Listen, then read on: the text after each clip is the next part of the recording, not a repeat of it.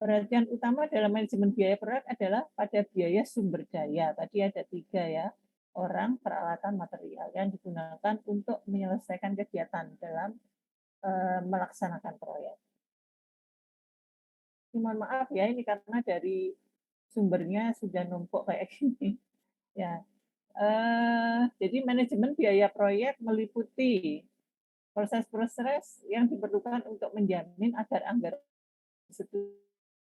ini perlu di-highlight cukup untuk menyelesaikan semua pekerjaan dalam lingkup proyek.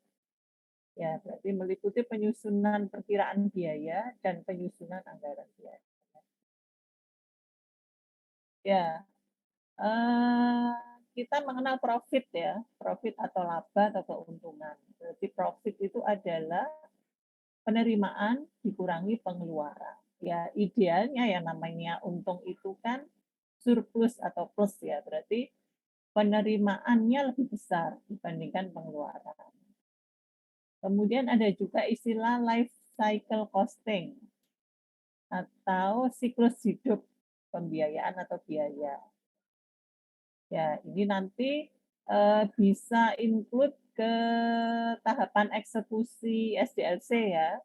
Jadi selama perangkat lunak diproduksi, mulai dari tahapan kalau waterfall berarti analisis, perancangan, coding, testing itu kan juga menyerap biaya untuk tiap tahapan sebuah development.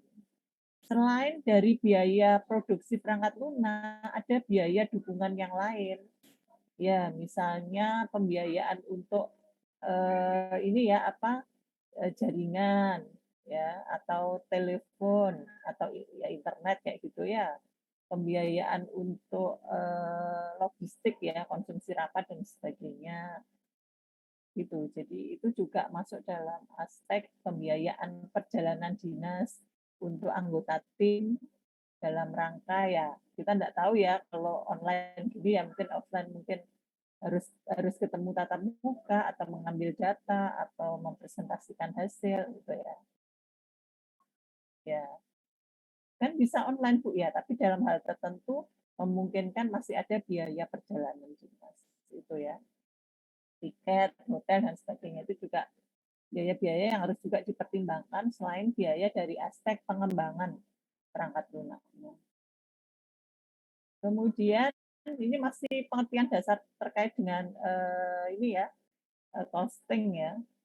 Kita juga mengenal cash flow analysis. Jadi mungkin dari kalian ada yang pernah ikut apa itu PKM ya, misalnya apa bikin produk makanan atau apa barang apa itu kan juga harus dilakukan cash flow analisisnya, analisis arus kasnya, jadi uang masuk keluarnya ya. Jadi dua metode ya cash flow analysis itu untuk menetapkan biaya, manfaat, dan arus kas tahunan suatu proyek. Tentu saja dengan nilai yang sekarang. Ya, karena kalau kita tahu namanya uang itu kan mengalami ini ya, apa itu istilahnya kenaikan ya. Jadi nilai 10 tahun lalu 10.000 dengan nilai sekarang tentu turun nilainya ya, sama-sama 10.000. Kemudian manajer puncak atau manajer tertinggi itu juga punya tanggung jawab untuk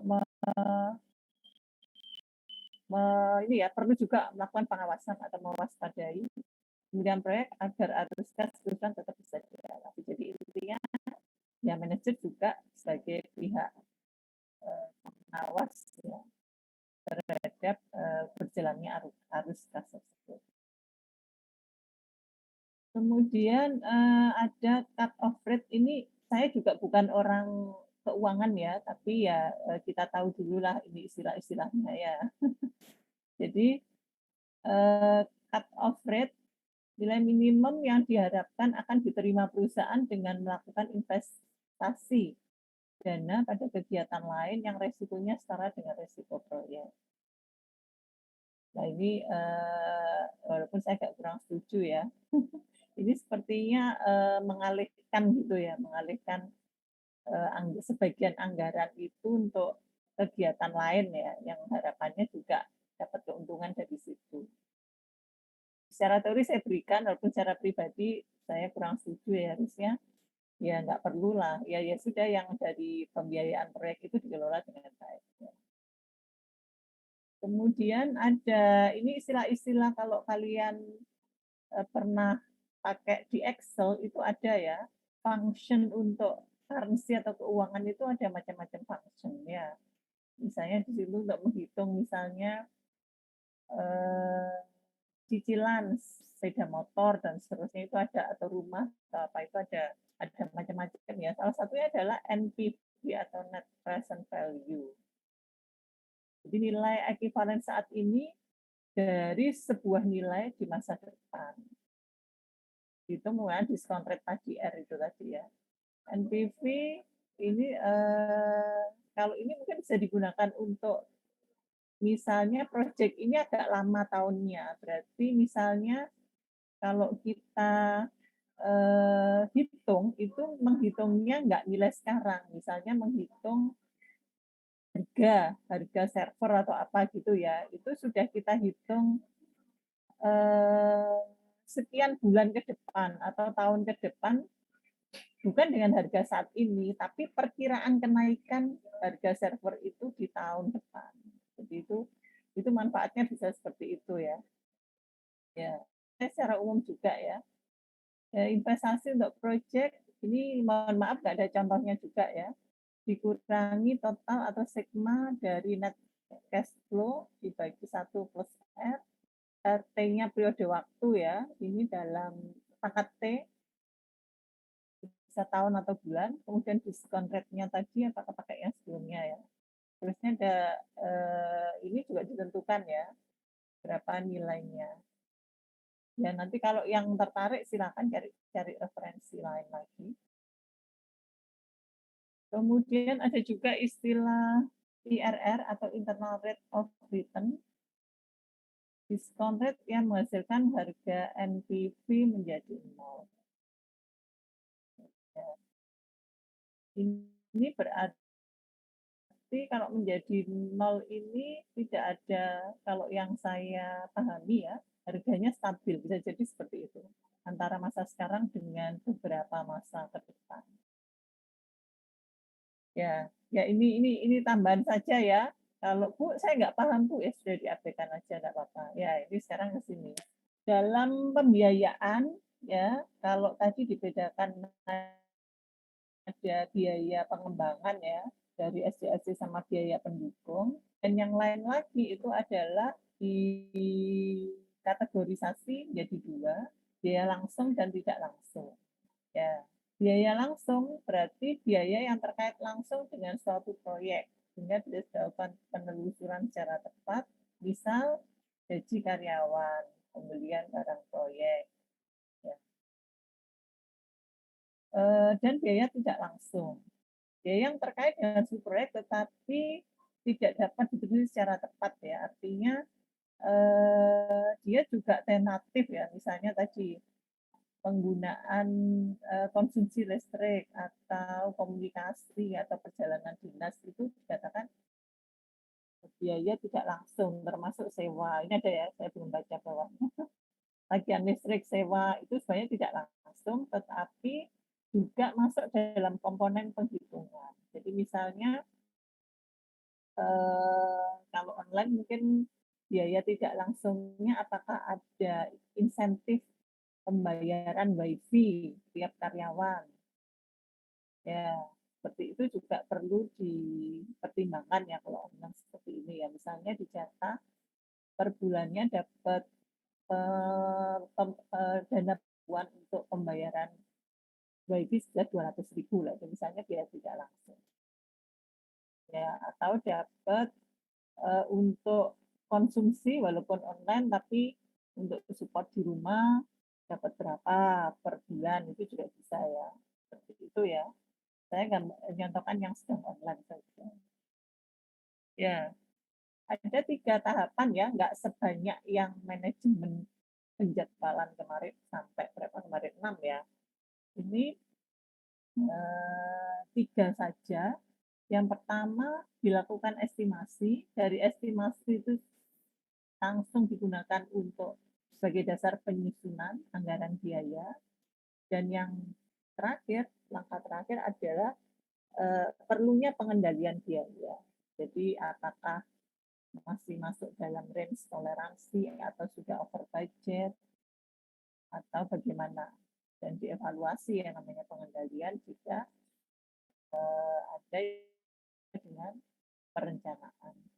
Ini ya ada 3 tahapan, 3 proses dalam manajemen biaya. Ya, kita mulai dari, nanti pertanyaannya disimpan dulu ya, nanti terakhir saya harus selesaikan dulu. Suara saya masih jelas ya anak-anak ya? Masih jelas, Bu. Ya, soalnya ini kalau di slideshow gini wajahnya nggak kelihatan ya partisipannya.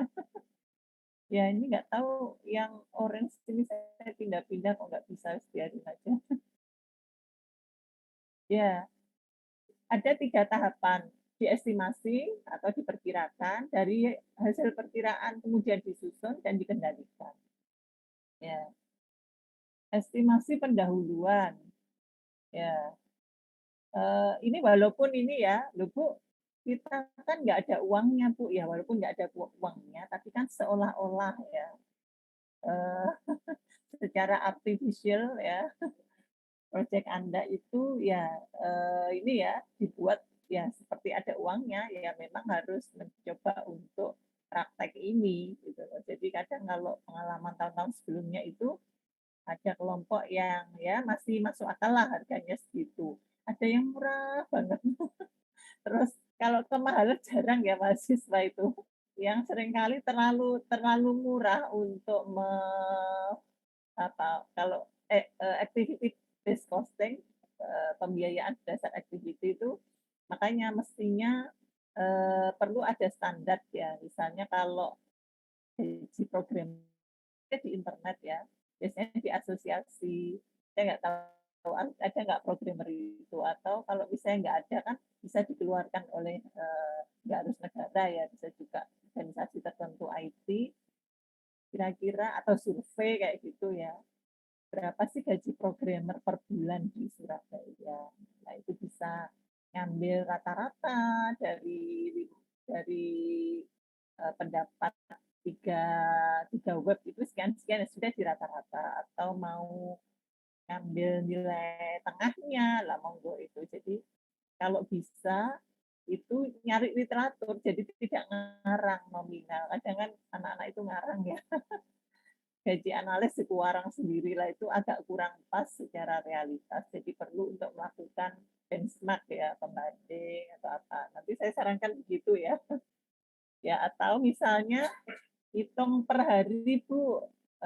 Ya kalau bisa di atas UMR ya, kalau lulusan yang kita asumsikan programmer itu ya minimal lulusan D4 lah ya, dari politeknik atau vokasi minimal itu ya, minimal itu ya, kalau S1 ya wajar masuk akal. Jadi bukan lulusan SMK informatika, jadi perlu kita bikin baseline dulu. Ya, ini pendahuluan diawali dengan menyeleksi atau memilih proyek ya. Ini ada beberapa hal yang memang saya nggak sepakat ya, nanti diabaikan saja ya. Ini mungkin bisa melihat anu ya, pengalaman sebelumnya maksudnya ya, proyek-proyek sebelumnya. Kemudian untuk alokasi dana dalam anggaran perusahaan dikerjakan 1-2 tahun sebelum proyek selesai. Ya, artinya sudah ada estimasi gitu loh. Estimasi, jadi gini, ini kan kita hitung panjang proyek itu kan juga menentukan estimasi ya. Semakin panjang itu ya berarti semakin sulit logikanya estimasinya. Ya, jadi maksudnya gitu, ini estimasinya berarti ya sebelum proyek selesai, 3 atau 5 tahun sebelum proyek selesai. Kalau ini 1-2 tahun sebelum proyek selesai, berarti ini lebih panjang. Itu jadi pendahuluan itu dilakukan jauh-jauh sebelumnya. Untuk anggaran ini agak mendekati, terus yang definitif itu untuk rincian pembelian sebelum dan selama. Definitif itu ya berarti ongoing ya, dan selama ini loh. Jadi ini ya sesaat ya, atau nggak terlalu jauh gitu ya. Ini pembelian, ya pembelian apapun terkait dengan termasuk pembayaran orang, peralatan, material tadi, 3 hal itu. Nah ini contoh-contoh dari 3 estimasi tadi. Tadi kan yang terjauh kan pendahuluan tadi berapa? Estimasi pendahuluan. Ini tingkatan WBS itu berarti level yang atas ya. Bisa menggunakan apa Bu? Parametrik analogi data proyek nanti akan ada di slide berikutnya. Pengumpulan datanya, sifat metodenya, parametrik. Kalau parametrik berarti menggunakan formula atau rumus tertentu, variabel tertentu. Pengumpulan datanya lingkup proyek atau perkiraan kasar, akurasinya min 25 sampai dengan plus 75. Cukup jauh range-nya ya. Kemudian yang tingkat BBS, BBS itu work breakdown structure ya, yang sudah kalian buat di tugas kedua kelompok setelah project chapter. Berarti tingkat BBS di bawahnya, dekomposnya, itu estimasi anggaran, ini bisa menggunakan analogi. Jadi analogi itu menganalogikan dengan proyek sejenis ya, entah pengalamannya sendiri atau benchmark dengan punya orang. Ya, dalam aspek lingkupnya mendekati, spesifikasi umumnya hampir sama, perkiraan harga satuannya juga mirip. Nah, itu akurasinya range-nya nggak terlalu jauh, berarti agak mendekati ya. Kalau akurasinya nggak terlalu jauh itu agak mendekati aktualnya, aktual cost-nya minus. Jadi kalau kalau ini ya underestimate itu berarti min 10 saja, overestimate-nya plus 25. Kemudian di decompose tingkat BBS yang lebih mendekati real activity aslinya. Semakin rendah BBS itu sebanyak itu yang dilakukan kan. Sementara yang atasnya itu kan summary task-nya. Kalau yang minggu lalu itu berarti bar yang warna hitam itu ya. Jadi ini lebih ke arah realnya. Berarti metode estimasinya ya data proyek. Pengumpulan datanya ya ini kita lebih ke sini nanti ya, ini dan ini ya. Kalau ini terlalu jauh. Rencana proyek, penawaran, spesifikasi, harga satuan.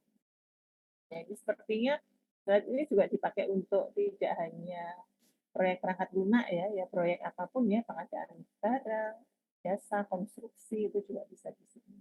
Akurasinya semakin mendekat aktual. Jadi kalau toh di bawah itu hanya minus 5, kalau toh ada over hanya 10. Ya ini nanti bisa dicari apakah persen dari total, ya, kita asumsikan persen dari total. Range akurasi.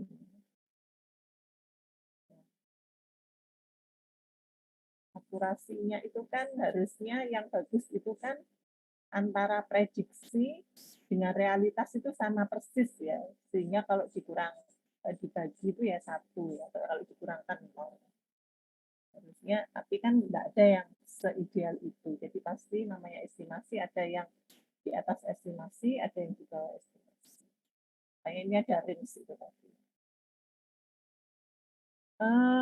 Masih di proses nomor 1, ya, kan masih estimasi ya, belum menyusun anggaran ya.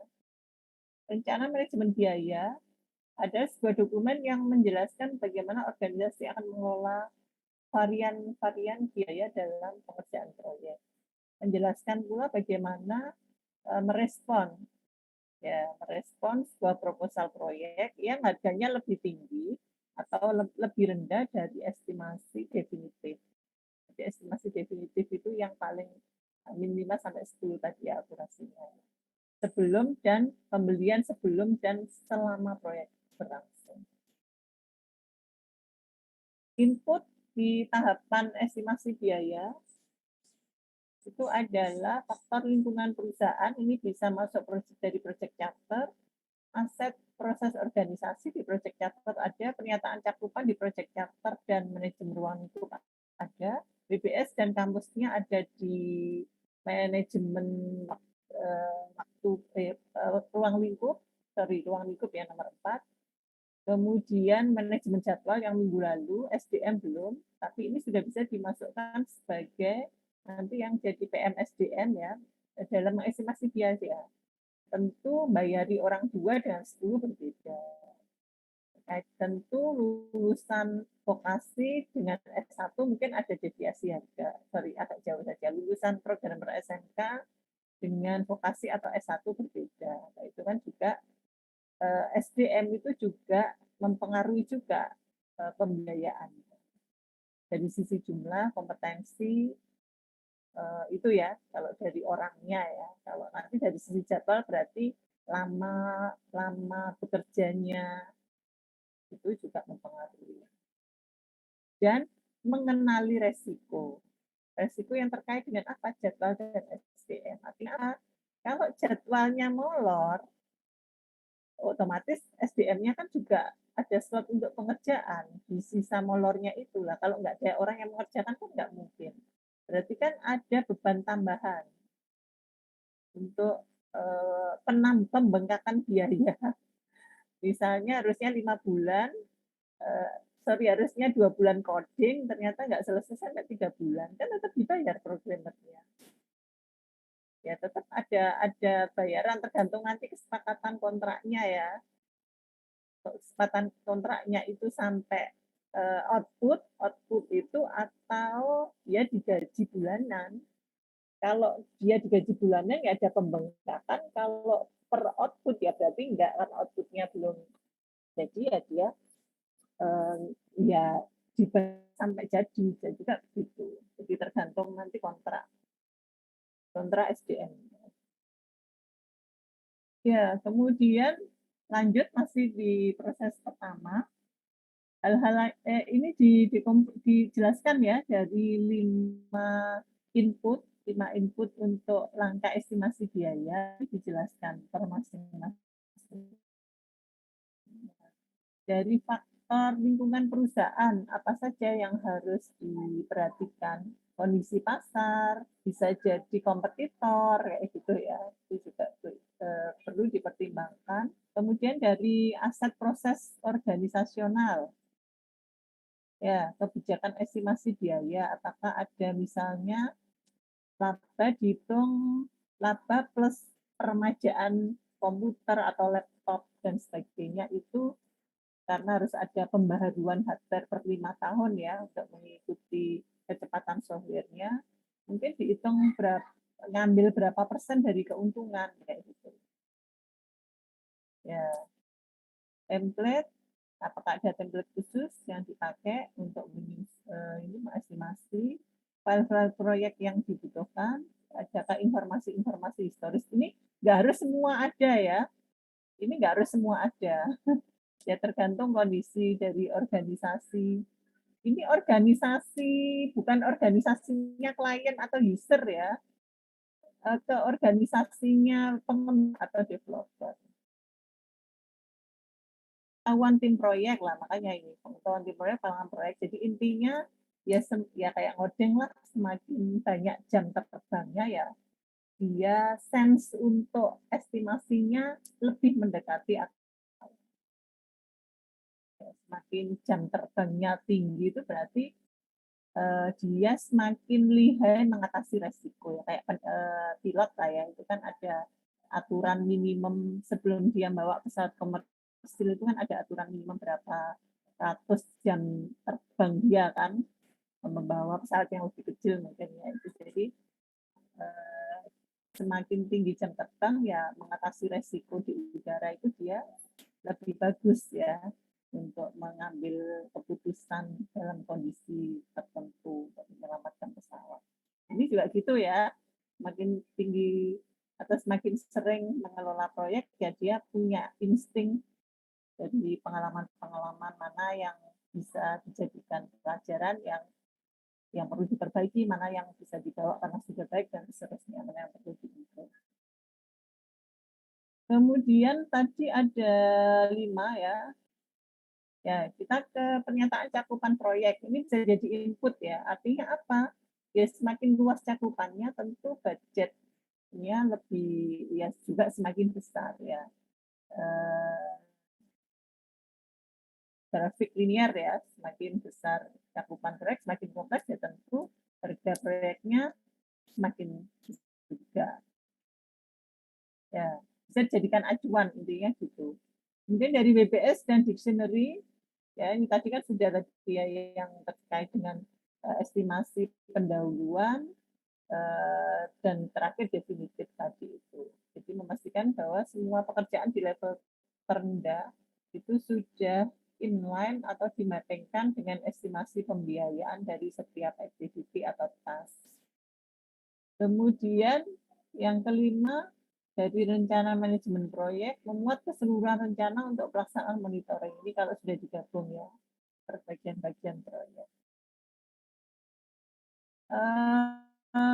Beberapa teknik, tools yang bisa digunakan untuk melakukan estimasi atau perkiraan biaya, ini mengcombine lebih dari satu boleh ya, boleh mengcombine lebih dari satu. Kalau terkait dengan tenaga manusia,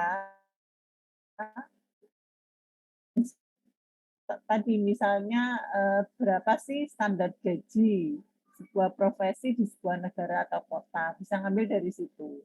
Apakah harga mati? Enggak. Bisa dilakukan toleransi ya, apakah mau dinaikkan berapa persennya atau diturunkan, lalu monggo saja tergantung ininya leadernya ya, leadernya tim ini. Atau bisa juga ini bisa dikombin ya, dari sisi orang bisa pakai nomor satu, dari sisi total budgeting bisa melakukan analogi. Tahun lalu ini bikin website sekolah dengan ruang lingkup ini sekian puluh juta misalnya. Terus ini tahun ini terima lagi hampir sama plus tambahan sekian. Oh berarti bisa ada kenaikan harga sekian. Itu namanya analogi. Atau juga bisa menganalogikan dengan software tertentu di pasaran yang dia sudah generik atau umum dipakai. Itu namanya analogi ya. Atau dengan benchmarking, kita sangat menganalogikannya. Kemudian menggunakan biaya satuan sumber daya. Nah ini hampir mirip dengan yang nomor satu, tapi yang nomor satu mungkin lebih ke konsultan yang dilibatkan ya. Nomor tiga ini mungkin man atau orang bulan, apakah man hours, man day, man week, atau man month. Itu biasanya ya lazim man month ya, orang bulan, artinya orang digaji per bulan. Ya.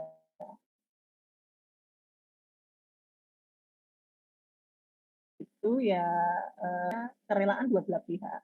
Dari sisi yang menggaji dan orang yang digaji. Jadi kalau kalian misalnya bekerja terus nggak serak dengan gajinya, ya nggak usah dipaksakan karena tidak ridho dengan gajinya, cari yang lain lagi misalnya begitu. Atau enggak apa-apa Bu, saya kan barusan lulus untuk batu loncatan aja, pengalaman ya itu juga boleh sambil menunggu yang lebih prospek, bekerja di tempat lain yang lebih prospek, ya itu enggak apa-apa juga. Berarti kalau seperti itu kalian jangan mau diikat kontrak yang lama, jadi kontraknya mungkin di project ini saja. Ya. Kemudian model estimasi parametrik ini nanti contohnya Kokomo ya, nanti akan ada di slide terpisah. Di Kokomo itu menggunakan formula fungsi tertentu, itu parametrik. Bisa juga ada yang pakai Poisson, fuzzy, dan lain-lain, macam-macam ya ini ya. Intinya dengan formula matematis. Kemudian bottom up estimating ini bisa mengcombine dari misalnya activity based costing tadi ya, dari WBS level terendah, kemudian naik untuk mengkalkulasi atau menghitung total dari parent-nya. Jadi dari kegiatan kecil-kecil bottom up itu, baru terus di total jumlahnya. Biasanya lazimnya gitu ya. Maka ya tidak ada ini apa top down. Kamu lihat dari 19 kan nggak ada top down karena nggak lazim. Nggak terus tiba-tiba tak buat 1 miliar baru tak pecahin ini butuh ini kan nggak seperti itu kalau proyek. Tapi dari terendah itu baru di jumlah totalnya. Makanya di sini nggak ada top down, tetap up. Bisa juga pakai tools, misalnya Kokomo itu sudah ada webnya online ya. Bisa juga kalian pakai itu, tapi nanti saya tetap mengajarkan cara hitung manualnya. Jadi bisa juga menggunakan tools beberapa tools, contohnya Kokomo itu bisa ada websitenya, tinggal nginput-nginput, hanya saja harus tahu maksud input ini tuh apa. Nanti takutnya salah nangkep, terus yang diinput keliru, nggak sesuai dengan faktanya. Kemudian juga bisa menggunakan analisis dokumen lelang vendor ya. Jadi kalau misalnya kalau di pemerintahan itu lebih dari berapa ya, saya lupa, 200 juta mungkin nilai proyeknya ya. Kan perangkat lunak itu masuk, pembuatan perangkat lunak itu masuk jasa ya, bukan bukan pengadaan barang ya, masuk jasa. Nah itu dilihat saja dokumen lelang per vendor yang mengajukan itu ya. Kemudian mana yang belum tentu harga terendah yang dipilih. Kalau perangkat lunak itu belum tentu yang terendah, tapi kebutuhan dari kitanya itu terakomodasi enggak gitu loh. Belum tentu harga yang terendah ya, tapi kan nanti lebih ke terendah tapi terus ngebug, errornya sering, nggak bisa dipakai, yang rugi juga. Ya sesuai kebutuhan. Dan analisis cadangan, ya, mempertimbangkan itu ya, ada cat orang misalnya SDM itu, oh kita cadangkan juga. Ya, jadi memang ada cadangannya yang membackup atau apa. Terus mungkin hardware juga bisa gitu dan seterusnya. Ini di-N-kan ya, bukan terus yang dikerjakan 8 aja, enggak. Sama menambahkan biaya, aspek biaya kualitas dalam estimasi biaya. Jadi misalnya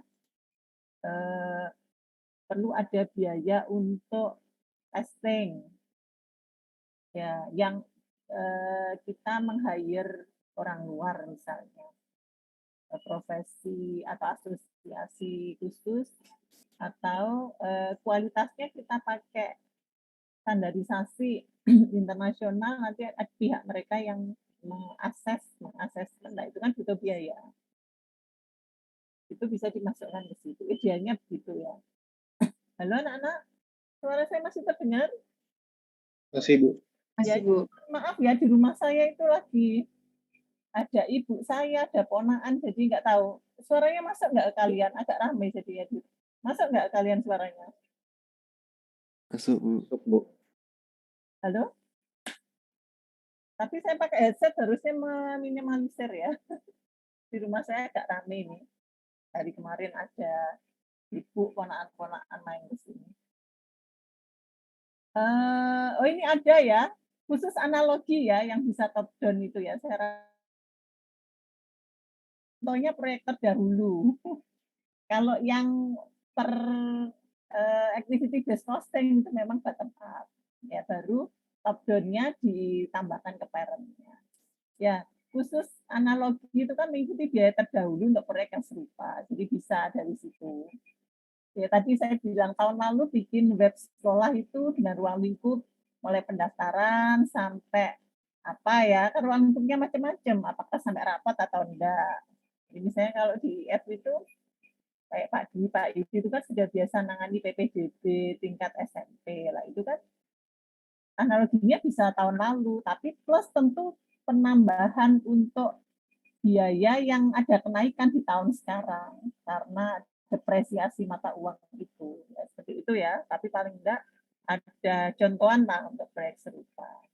Terus biaya satuan tadi misalnya untuk SDM ya, atau konsultan tadi itu bisa pakai standar INPINDO atau asosiasi tertentu lah, atau kalau di kita itu saya nggak lupa namanya apa ya, ada kok asosiasi itu apa, kalau kampus-kampus informatika itu ada kok.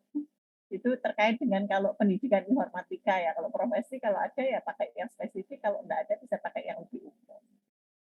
Atau ini Bu, kita benchmark atau kita bikin baseline sendiri, tapi ya harus yang lazim juga ya, nggak terlalu murah, juga nggak terlalu mahal juga. Nanti dampaknya kan kalau kemahalan di harga proyeknya terlalu nggak realistis gitu. Kalau terlalu murah, ininya pas rekrutmennya pada nggak mau bekerja di situ kayak gitu. Ya ini penjelasannya ya. Tadi kan ada model parametrik. Saya bilang tadi kan model matematik. Tadi saya sudah ngomong banyak di sini, ternyata ada contohnya lupa. Jadi yang parametrik itu menggunakan model matematika atau matematis. yang dapat dikuantifikasi. Jadi misalnya kalau di Docomo itu ada jumlah input, jumlah output, jumlah transaksi, jumlah modul seperti itu, atau jumlah kilo line of code ya, dengan harga kalau bahasa tingkat tinggi pakai Java per kilo line of code. Ini ngomong ya programmer ya, itu dikasih berapa dolar atau berapa rupiah kayak gitu. Itu contoh yang model parametrik karena sudah kuantifikasi. Kemudian kalau bottom up estimating, ini beberapa boleh ditulis ya, terutama yang jadi PM2 ya kalau 4 orang ya. Itu ini kan masuk pekerjaan PM2. Benar ya sekarang ya. Menentukan ya tadi dari bottom up itu biaya kegiatan terendah di WBS. Lalu di ikhtisar itu di total masuk ke parent level atasnya, terus yang selevel di total lagi ke atasnya sampai total biaya. Itu yang bottom up. Lazimnya pakai pendekatan ABC, activity based costing, itu dari kegiatan terendah atau terkecil. Terus Piranti tadi ya, saya kan tadi bilang sudah ada webmo yang online. Walaupun begitu, karena anak informatika ya tidak sekedar pakai ya, tapi ngerti basicnya. Cara menghitung komunian itu saya tunjukkan ya. Dan kalau masuk UTS pun ya nggak lewat tools jawabnya, ya harus pakai hitung-hitungan rumus yang saya terangkan hari ini. Terus nanti kalau mengcapture hasilnya tuh saya salahkan. Ya. Bisa juga minimal ya pakai Excel ya. Minimal di Excel tadi kan saya bilang ada function-function untuk keuangan ya, atau paling enggak untuk tambah kali jumlah kan ada. Atau pakai tools tertentu untuk simulasi ini kita silakan nanti PM-nya kalau nemukan monggo, terus bisa disajikan pada presentasi minggu depan. Tools terbaru yang misalnya robust jadi bisa dipakai Bu, monggo saya akan appreciate terhadap PM yang seperti itu. Jadi dia berkreatif ya, tidak semua dari slide. Kemudian analisis dokumen lelang vendor menggunakan dokumen lelang yang diajukan vendor untuk melakukan ini nggak perlu ya, ini kan sudah level tinggi ya kalau ini. Di kelompok kalian artinya nggak usah melakukan nomor 6. Yang bisa dilakukan nomor 5, nomor 4, nomor 3. Analogi juga belum punya pengalaman ya, ada satuan bisa dicari di internet ya, standarisasi gaji sebuah profesi ya, kalau kita programmer, desainer, tester kayak gitu, analis itu bisa. Jadi kan bilang bisa di-N-kan beberapa teknik atau metode estimasi. Analisis cadangan, ya ini kalau bisa jangan cadangannya lebih besar dari yang dianggarkan realitas ya, harusnya lebih kecil ya. Cadangan untuk pembaruan komputer itu diambil sekian persennya dari laba, sehingga jangan semuanya dijadikan pengeluaran kayak gitu loh. Kalau di rumah tangga mungkin ada uang untuk kebutuhan mendesak gitu, yang tidak bukan rutin lah, misalnya tiba-tiba sakit atau mungkin di bulan itu ada banyak undangan pernikahan, nah itu mestinya tidak diambil dari uang rutin, tapi sekian persen penghasilan yang untuk dana tak terduga itu ya, kalau kata-kata konsultan keuangan yang saya pernah lihat di YouTube itu di setiap rumah tangga itu harusnya. Sehingga kalau terjadi itu masih bisa diatasi dari uang cadangan. Tapi kalau tidak terjadi bisa menjadi uang tabungan. Nah, kalau di proyek gimana ya uang tabungannya untuk itu tadi bisa untuk peremajaan hardware, untuk peningkatan skill. Jadi kalau ada misalnya bahasa pemrograman baru, framework baru itu bisa ditrainingkan kayak gitu ya. Atau kalau pengalaman, halo, suara saya ngelag ya anak-anak ya? Lancar Bu, lancar kok Bu. Lancar Bu. Lancar. Soalnya kok keluar unstable. Atau misalnya kalau pengalaman teman angkatan dan suaminya itu yang buka cyber house itu ada dana rekreasi untuk karyawan. Jadi itu kan nggak mengikat ya, karyawannya betah, senang. Atau ada bantuan untuk kredit rumah, jadi dibantu untuk DP dan sebagainya. Dengan tidak ada bunga atau kayak gitu ya, itu kan kalau seorang pengusaha itu harus memikirkan karyawannya ya. Ini juga dalam rangka itulah, misalnya cadangan untuk pembaruan hardware, untuk rekreasi pegawai. Kalau ini sudah rutin ya, atau perusahaan yang memang settle ya, ya dia ngangkat pegawai tetap maksudnya. Yang memang pegawai itu ya mengerjakan proyek-proyek itu. Kemudian biaya kualitas ini yang estimasi biaya agar hasilnya sesuai dengan persyaratan. Ini nanti ya macam-macam ya, apakah dicadangkan atau misalnya enggak Bu, kita cukup sampai testing aja, enggak ngikuti kalau harus meng-hire konsultan ya. Tergantung tipe perangkat lunaknya ya. Kalau tipe perangkat lunaknya sangat resiko tinggi berhubungan dengan nyawa dan seterusnya lah, itu harus sangat dianggarkan. Tapi kalau perangkat lunaknya paling kehilangan data ya, berarti mungkin di aspek security atau mungkin algoritma untuk enkripsi, dekripsinya agar nggak dihack, mungkin itu juga bisa masuk dalam biaya ini. Kuliah kita ini luas ya, mencakup banyak aspek ya. Kemudian output dari proses satu ini, banyak ya slide-nya ternyata. Perkiraan kuantitatif biaya sumber daya untuk menyelesaikan kegiatan proyek, memuat ikhtisar ya atau rangkuman biaya yang kalau ini bisa diklik ya, dekomposnya itu nanti ada jabarannya. Di, ada summary, terus kegiatan kecil-kecil dan seterusnya. Detail pendukung tadi sudah ya, ada cakupan proyek, dasar-dasar estimasi, kemudian adanya kalau asumsi atau batasan atau kendala nanti bisa dituliskan di proses ini. Kemudian berarti hasil di tahap 1 ya rencana estimasi untuk manajemen biaya. Terus jika ada prosedur perubahannya seperti apa, jika ada perubahannya. Kira-kira misalnya ada ternyata activity atau task yang bertambah. Waduh, ini ada penambahan biaya. Hilang sih nggak masalah, jadi saving nanti ya. Tapi rata-rata justru bertambah kegiatan atau tasknya, atau tiba-tiba nambah orang. Nah, itu juga harus di-manage. Makanya masuk dalam cadangan tadi bisa ya, atau dialokasikan sekian persen. Masalah-masalah utama yang bisa muncul terkait dengan kegiatan atau proses estimasi. Ya, tentunya semakin besar proyeknya ya pekerjaannya ya semakin besar ya, inline ya. Kemudian banyak adanya orang yang melakukan estimasi tapi pengalamannya sedikit. Nah, ini solusinya adalah ya benchmark tadi ya. Lihat ke perusahaan yang sudah settle, yang sudah terpercaya atau nasional, atau ikut pelatihan dan seterusnya, mentoring atau meng-hire konsultan keuangan di awal-awal atau bagaimana itu nanti ya silakan diambil saja strateginya.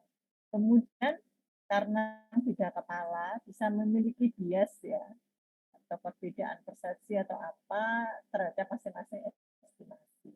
Solusinya adalah ya kalau sekian orang ya dengan diskusi duduk bersama atau diberikan pertanyaan kritis yang meyakinkan bahwa estimasi yang dibuat tidak bias, tidak ambigu seperti itu. Kemudian manajemen menginginkan sebuah tawaran ya, bukan yang namanya estimasi kan bukan aktualnya ya. Ya kalau misalnya ada perbedaan ya manajer proyek harus bisa bernegosiasi dengan sponsor. Sponsor kemarin kan pihak yang lazimnya melakukan pembayaran ya. Agar dapat membuat estimasi biaya yang lebih realistis, tidak ambigu, ya kemudian bisa dipantau dan seterusnya. Jadi kesannya memang banyak teori ya anak-anak ya, tapi nanti bisa ya ini contoh beberapa contoh yang model parametrik, tools teknik metode atau teknik estimasi yang jenis parametrik itu COCOMO, singkatan dari konstruktif cost model ini juga berkembang ya, mulai basic COCOMO, intermediate COCOMO sampai advanced COCOMO atau COCOMO 1, COCOMO 2, COCOMO 3, saya tidak tahu yang terbaru sampai berapa. Beribom ini sudah tua ya orangnya ya. Saya nggak tahu sih masih hidup atau enggak, tapi dari textbooknya itu lama banget.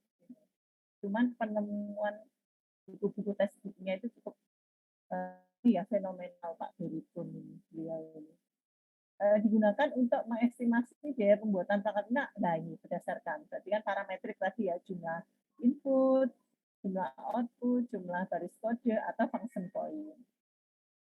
Kemudian adanya Kokomo 2, ini sudah ada tools-nya ya di web ya, nanti dicari saja. Saya sengaja nggak ngasih linknya, silahkan dicari. Si penemunya ini mengatakan bahwa hanya model parametrik, artinya gini, pendekatan matematis itu tentunya lebih tidak bias atau tidak ambigu ya. Karena kan jelas dibandingkan model natural language atau menggunakan bahasa manusia itu kan bisa ambigu persepsi tiap orang. Tapi kalau sudah matematis jelas variabel ini menyatakan apa. Selama definisinya tetap, sehingga orang masukkan ke rumus itu juga benar. Jadi misalnya orang hitung luas lingkaran dengan jari-jari sekian ya, siapapun dengan syarat rumusnya sudah teruji ya, sudah dipatenkan. Siapapun yang menghitung dengan benar ya luasnya akan sama setiap orang gitu loh. Nah ini analoginya begitu. Kalau pakai parametrik juga begitu. Ya. Kemudian ini nggak ada hubungannya dengan Kokomo ya, nanti di slide satunya ya, ini untuk contoh saja yang parametrik. Ini boleh diikuti ya oleh kelompok kalian nanti ya. Kita lihat template-nya aja. Kalau template-nya soalnya nggak minta Kokomo, tapi mungkin Kokomo saya masukkan ke UTS ya. Sebagai contoh perhitungan biar ada matematisnya. Jadi misalnya di tiap halo anak-anak masih nyimak ya? Masih, Bu. Takutnya pada ngantuk ini. Ya, mestinya belum jam ngantuk ya. Oh, siang yang potensi ngantuknya. Jadi nanti di template bagi PM yang sudah baca itu kan tidak minta unit atau measurement ya, atau metrik ya, ukurannya dalam apa. Misalnya terkait dengan sumber daya manusia. Itu kan mesti ada gajinya project manager berapa, dalam satuan apa. Oh ini apakah jam atau hari. Ini nggak usah nanti kalian terus edit ya. Ya nggak persis ini nanti kalian buat kita ini Bu per hari atau per minggu tapi jelas pekerjaannya itu ya ini kalau analis ya itu boleh juga. Terus, jadi ini contoh saja, nanti ya silahkan kalian rank ya, di estimasi ya. Itu nggak ada pengalaman ya nyari-nyari lagi selain benchmark di internet ya. Misalnya server itu diagendakan untuk misalnya maintenance atau ini bisa uang untuk peremajaan sekian tahun lagi, itu sudah dihitung ya. Atau misalnya nyewa, nanti ini nyewa Bu kita di cloud Bu, ya sudah, apakah developer itu tergantung kontraknya di awal ya, kembali lagi ya, apakah ditanggung oleh developer kematian 2 bulan pertama aplikasi atau ya harus kliennya Bu yang ngurus untuk ke provider cloud-nya, kata-kata Indosat atau Telkomsel itu di awal di kontrak sudah kesepakatan mereka yang ngurus di awal atau maksudnya ini selama pengerjaan proyek untuk testing dan sebagainya lah itu harus dibuat asumsi batasan. Server di sini itu server apa? Apakah server dalam aspek tadi ya produksi ya software developernya selama di develop atau ini sudah ada kaitannya dengan klien nantinya lah itu harus didetailkan di sini. Tentu nanti akan berbeda jumlah unit cost-nya. Intinya itu. Ini karena contoh saja secara umum, nanti silakan nyari contoh-contoh yang lebih spesifik. Misalnya ini terkait dengan orang ya, terus nanti disubtotalkan dari sisi unitnya sama harganya berapa, terus nanti disamerikan ini project management berarti total dari ini, ya. Total dari ini jadi ini. Terus serapannya berapa persen dari total anggaran? Mana tadi? Potong kayaknya ya. Jadi nanti kan keluar totalnya berapa, ini berarti berapa persennya, hitung saja pakai Excel.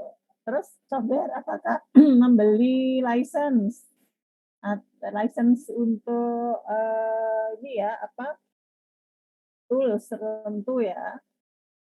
Itu. Terus development ini lebih ke arah ya pengembangan software-nya ya, tapi di luar SDM mestinya ya. Atau Bu, ini saya masukkan ke sini Bu, biaya analis ini dan sebagainya boleh juga. Jadi ini project management berarti khusus untuk manajemen boleh juga. Atau ini kamu buat umum sumber daya manusia di situ semuanya nggak hanya PM. Mau gitu juga boleh. Jadi jawaban benar bisa lebih dari satu, asalkan masuk akal, tercover semua. Itu aja kalau saya ngoreksinya ya. Kelompok tersebut paham, berarti artinya kan nggak nyontoh punya orang kayak gitu. Terus ada yang dia edit-edit ya untuk nyontoh dan dia juga paham. Biaya training ya, ini biaya tidak langsung, biaya travel, perjalanan, kemudian ini saya nggak tahu project team members ini apa. Ya mungkin ini ya orangnya ya, mungkin uang untuk hariannya dan seterusnya ya. Kan biaya trainingnya ini biaya perjalanan ini mungkin uang makan, uang saku kayak gitu ya. Kalau di dosen itu lewat PPD. Itu anak-anak ini contoh, nanti silakan cari contoh yang lain. Ini juga variatif, kalian bisa nambahkan, bisa disubkan lagi dan seterusnya. Ya memang harus banyak baca dan latihan. Kemudian proses yang kedua, itu panjang banget Bu, baru satu proses. Ya, mohon maaf. Ini referensinya begitu. Proses kedua adalah setelah diestimasi, hasil atau output dari estimasi itu dijadikan sebagai input untuk menyusun anggaran biaya. Berarti apa? Ya menyatukan semua estimasi pada masing-masing kegiatan atau paket pekerjaan ya. Kalau di pengadaan barang jasa pemerintah itu kan ada paket ya. Jadi per paket itu ya apa, kalau beli barang berarti paket satu itu barang apa, spesifikasinya apa, harga, kapan dikirim dan seterusnya. Itu sebagai patokan biaya. Walaupun terlihat hampir sama ya, tapi intinya ya kalau yang sudah dilakukan di estimasi ya mestinya nggak perlu dilakukan ya. Tetap tapi pernyataan BPS, estimasi biaya tadi yang di tahapan sebelumnya dicekkan juga dengan jadwal, kalender, kontrak. Tidak saya percepat ya biar nggak ini. Kemudian piranti umum seperti jadi beberapa piranti dari estimasi itu bisa ada yang masih bisa dipakai di tahap kedua ketika menyusun. Lakukan agregasi biaya, ada beberapa biaya di mod seperti itu ya. Analisis cadangan masih dibawa, terus kalau menggunakan model parametrik matematis ini juga bisa masih dipakai ya. Artinya apa? Loh, berarti dihitung ulang Bu. Ya bisa jadi seperti itu. Kemudian merekonsiliasi batas pendanaannya. Kemudian ada baseline kebutuhan pendanaan rencana manajemen biaya yang sudah diupdate. Ya, jadi dari estimasi itu ketika disusun ada yang diperbaiki mungkin, ada yang berkurang, ada yang ditambah. Ya, setelah dilakukan evaluasi kembali untuk penyusunan.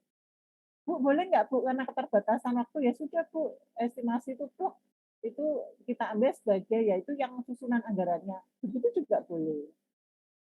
Ya, jadi makanya kan beda-beda tipis loh pekerjaan di estimasi dan disusun. Susun ini kan lebih ke arah gabungkan tadi seluruh estimasi yang dilakukan jika beberapa tools metode kan misalnya ada parametrik, ada analogi, tadi kan beberapa itu nah, maka disusun anggaran itu digabungkan, dipilah-pilah lagi. Cost baseline atau patokan biaya itu anggaran yang dinyatakan rencana waktu penggunaan. Jadi nyambung ke scheduling nanti ya. Jadi kenapa contoh kemarin itu ada yang warna-warni itu di tiap barnya tas atau activity itu kan ada serapan anggarannya berapa untuk kegiatan itu. Ujiannya begitu. Kan dalam bentuk kurva S, yaitu anggaran dinyatakan pada rentang waktu proyek yang digunakan untuk mengukur kinerja proyek. Untuk proyek yang besar dapat ya dapat itu bisa jadi ya bisa jadi tidak ya dapat memiliki lebih dari satu cost baseline ya mungkin penting gitu ya. Contohnya begini, kegiatannya apa, jam kerja, upahnya berapa, biaya personalia, biaya bahan, biaya perjalanan. Ini nggak semua, nggak harus semuanya ada ya. Yang ada diisi, yang nggak ya dikosongin. Misalnya personalia sama perjalanan untuk kegiatan dia melakukan training di luar kota, atau kalau kayak gitu, kalau hari gini kan online ya, kayak saya kemarin seminggu itu pelatihan online, berarti kan hanya biaya, saya nggak dapat uang saku juga, ya hanya biaya pelatihannya saja, biaya kegiatannya saja.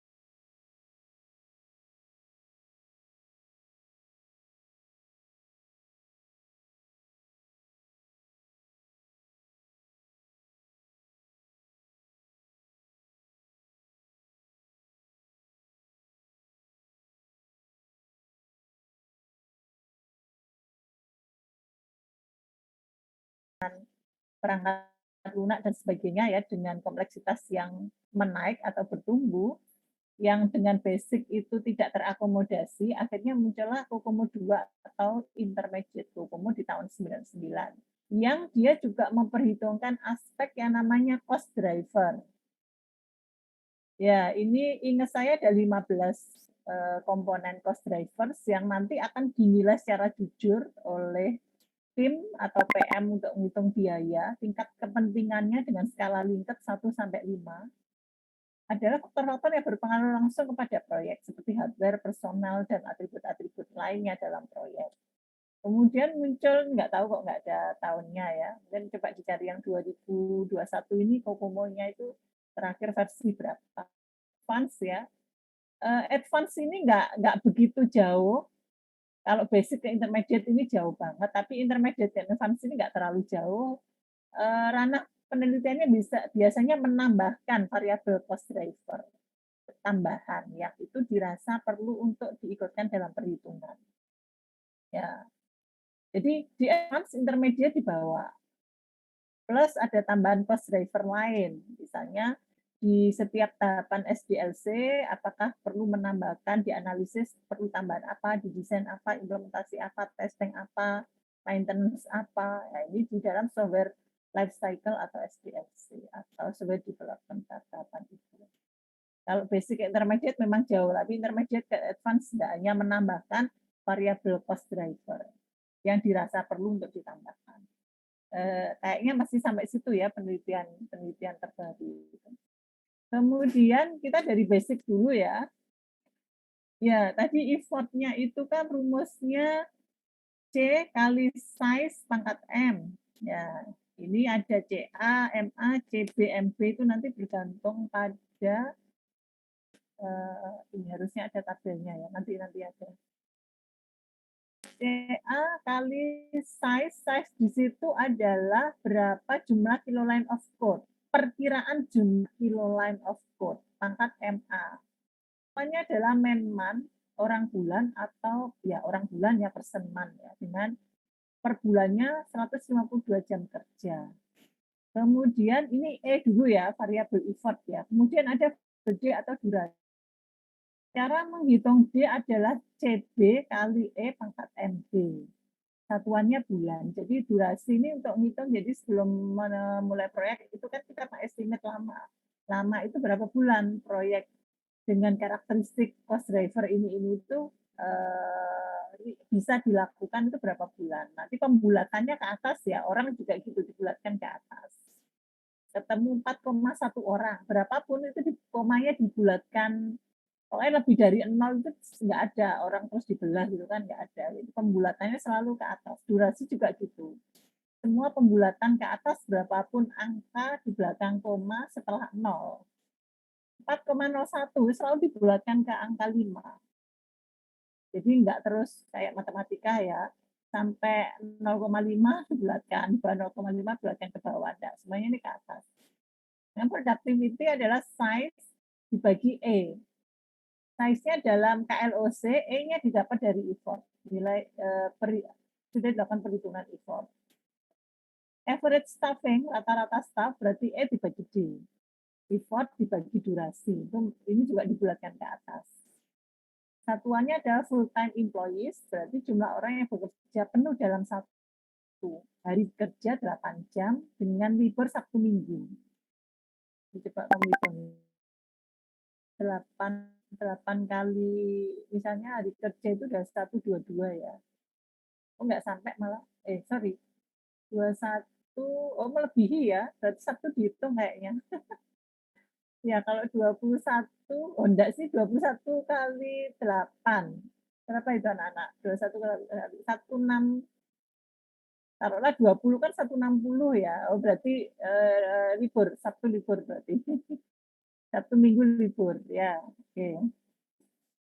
Kemudian menghitung estimasi informasi nilai domain diambil dari jumlah total. Kemudian menyesuaikan kompleksitas proyek berdasarkan faktor pemberat dan cost driver tadi. Disebut unit of measure yang merepresentasikan function yang dibutuhkan oleh user. Bisa jumlah input, jumlah output. Kalau database mungkin jumlah tabel, master jumlah tabel transaksi, jumlah query, kayak gitu. Yang itu nanti bisa bisa bertambah, bisa berkurang juga tergantung dari komponen apa yang memang mempengaruhi nilai dari proyek perangkat lunak kita. Misalnya query-nya rumit Bu, query saya masukkan cost driver dengan nilai tertinggi yaitu 5, jumlahnya ada 20, ya sudah itu terpengali yang digunakan untuk mengalihkan mencari effort, durasi, average staffing, dan lain-lain. Ya, ini nanti dibaca-baca. Yang paling penting adalah latihan soal. Ya, ini 14 cost driver ya. Tadi saya nyebut 15. Ini yang intermediate. Nanti yang advance bisa ditambahkan sesuai dengan kebutuhan parameter yang memang harus dihitung di sebuah proyek. Jadi ini bukan harga mati. Kita masih bisa mengedit, menambahkan, atau bahkan menghapus. Kita nggak ada terdistribusi, Bu. Ya sudah, silakan dihapus dan bisa diganti yang lain. Itu kelebihannya Kokomo, karena cost drivernya bisa kita setting. Bisa berbeda per project. Itu. Bu, ya sudah. Berarti kan ini nggak perlu ada sebagai bahan penghitung, penambah angka. Kemudian semuanya ini dihitung dalam skala 0 sampai 5. Tingkat ya, kita ambilnya menunjukkan perkiraan nilai kepentingan. Jadi semakin 5 itu berarti semakin penting. Semakin ke 5 semakin penting. Ya. Kemudian ini silakan diambil ya. Ini karena sudah sementara pakai ini saya nggak tahu yang semakin tinggi bahasa pemrograman tentu jumlah line semakin sedikit. Misalnya desain grafis dengan icon-icon ya, line of code-nya kan sangat sedikit 4. Mendekati bahasa mesin yaitu bahasa assembly, itu tentu untuk menggambarkan hal yang sama, itu yang di bahasa misalnya objek hanya 30 line of code, di assembly 320 line of code. Jadi nanti menentukan ya, jangan sampai kamu pakai misalnya pakai sisap ya, OOP-nya, terus kamu ngitungnya assembly, ya nggak cocok. Nanti nggak akurat lagi perhitungan kokomonya. Jadi ini sudah standar ya. Kira-kira ini perbandingannya. Jadi untuk hal yang sama itu kalau ngerjakan dengan bahasa pemrograman berorientasi objek, coding objek itu 30 sama sementara assembly 320 rata-ratanya. Tabel line of per function point. Function point itu macam-macam ya, bisa prosedur, fungsi, kelas, itu contohnya bisa begitu. Nah, ini nggak perlu kalian ubah malah tak salahkan karena sudah pakem bawaannya Kokomo. Jadi taruhlah kita sepakati di kelas ini tipe project kalian yang semi detached saja. Kalau dicatat yang jadi PM. Jadi organik ini terlalu detached saja karena kan kebanyakan ya. Embed ini kan agak lebih rumit, mungkin ada hardware khusus kan kita nggak ada. Jadi kita ambil semi detached saja, di mana variabel CA nanti dalam perhitungan masukkan saja angka 3.0, MA 1.12, CB 2.5, NC 0.35. Kemungkinan tak bocorkan kemungkinan masuk UTS ya, jadi tolong sudah dibocorkan gitu itu tahun lalu ya ada saja yang nggak ngerjakan di UTS-nya. Ya, kita sepakati semi detached, kita menengah ya. Ya, kita kan P-web ya, jadi ada database. Oke, kita pakai yang ini. Nggak terlalu kecil juga lah, ya. Kita pakai yang ini saja. Embed nggak. Kan ada, ini kan rumit ya pengontrolan pada pesawat terbang kan. Kita pakai semi detached saja yang level 2. Nah, ini latihannya. Saya sengaja nggak sangat detail. Nanti biar sekalian ada upaya untuk membaca kembali slide-nya. Jadi ini diberikan ya nanti saya nggak tahu ya soal di UTS apakah seperti ini narasi cerita atau saya kasih angka-angka ya kayak rumus matematika diketahui ini hitunglah ini atau begitu nanti kita lihat saja karena saya belum membuat soal atau coba saya lihat dulu soal tahun lalu ya. Detailnya Anda diberi deskripsi atau ruang lingkup dari sebuah perangkat lunak CAD. Bu, kok contohnya nggak web, Bu? Ya adanya ini ya. Kalau mau cari contoh web, ya proyeknya kalian itu bisa langsung dihitung ya. Yang dia menerima data geometri 2 dan 3 dimensi dari seorang perekayasa. Ya, bukan perekayasa perangkat lunak ya orang yang gambar itu maksudnya ya. Perekayasa akan berinteraksi dan mengontrol sistem CAD melalui suatu interface. Pemakai yang akan memperhatikan desain manusia. Ya, sampai mana tadi? Mesin yang baik. Semua data geometri dan informasi pendukung yang lain akan dipelihara pada database CAD. Ada modul analisis desain dikembangkan untuk memproduksi output yang dibutuhkan yang akan ditampilkan pada berbagai perangkat grafik.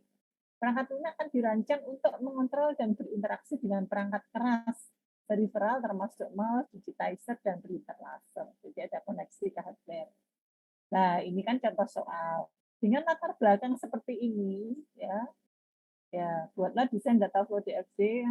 Ya, terus ini estimasi yang saya ambil ini ya, estimasi jumlah code yang diperlukan ya, dengan memperkirakan jumlah function point dan hitunglah, saya tambahi soalnya, hitunglah effort, durasi, dan average staffing-nya dengan Kokomo minimal. Ini kayaknya contoh, masih basic loh ini, ya enggak apa-apa ya, nanti ada tambahan cost driver kok kayaknya. Nah ini ada. Tahap 1, ya Bu, angka ini dari mana Bu? Ya dari kalian. Ya, dari narasi tadi itu diperkirakan nilai domain informasi, jumlah inputnya kira-kira berapa per domain. Bobot domain average-nya berapa. Kemudian berapa jumlah function point per domain. Ya, ini memang dikira-kira, ya namanya melakukan estimasi, ya berarti pada saat mengira-ngira ini bisa masuk teknik yang lain, analogi dari proyek sebelumnya, kemudian bisa apa, selain analogi.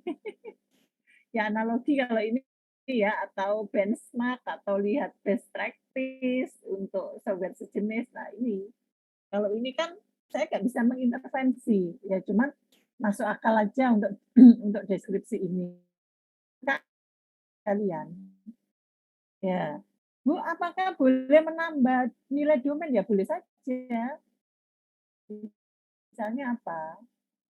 Dalam sebuah pemrograman web itu, selain input, output, query bisa masuk ya, kira-kira berapa query, jumlah interface, ini ke eksternal ya, karena tadi loh ada ngomong ke sini loh, ke mouse, digitizer, printer laser. Kalau kalian misalnya kita user interface itu boleh Bu ya, boleh-boleh saja.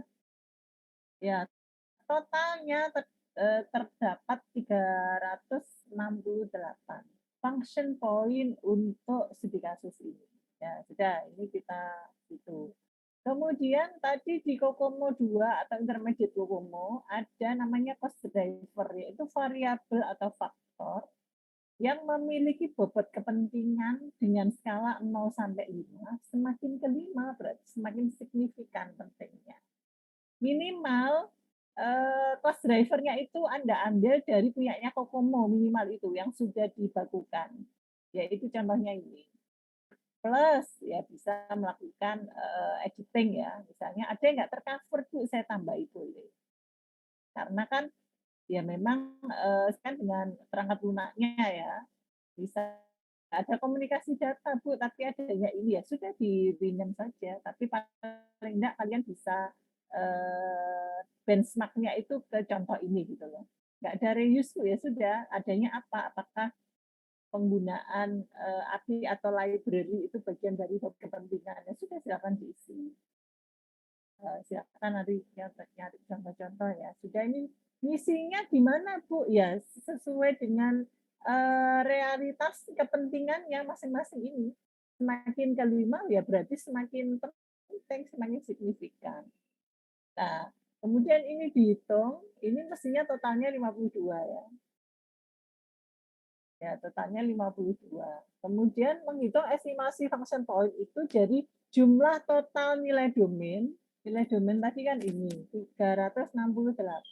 Karena nggak ada papan tulis ya, jadi silakan kalau di kelas ya saya nulis-nulis di papan tulis. Ya, atau pakai ini ya. Coba pakai yang ini. Mana kok nggak keluar ini?